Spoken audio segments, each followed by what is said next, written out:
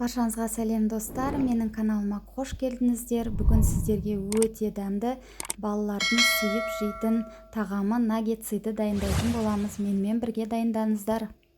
Ол үшін тауықтың төс етін тазалап жуып алғаннан кейін видеода көрсетілгендей жұқалап турайтын боламыз.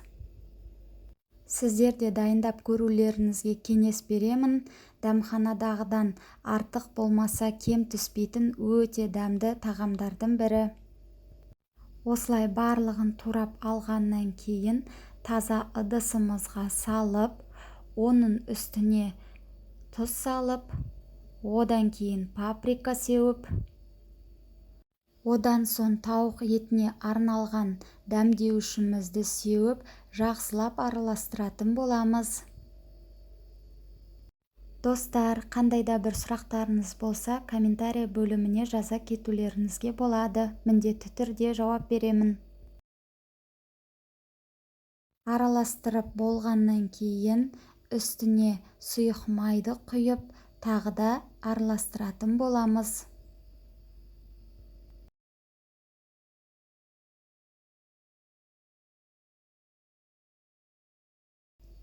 Енді осының үстіне бір жұмыртқаны жарып, жақсылап араластырамыз.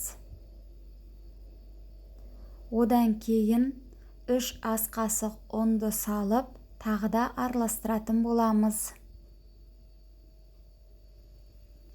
Бәрін араластырып болғаннан кейін бетін жауып, тоңазытқышқа шамамен 20-30 минутқа қойып қойсаңыздар болады. Сонда дәмдеуіштері сініп, өте дәмді болып шығады. Ал егер асығыс болсаңыздар, оны жасау міндетті емес. Енді осындай чипсыйды алып, оны салафанға салып, оқтаумен үгітетін боламыз. Бұл бізге тауықтың етін аунатуға керек болады.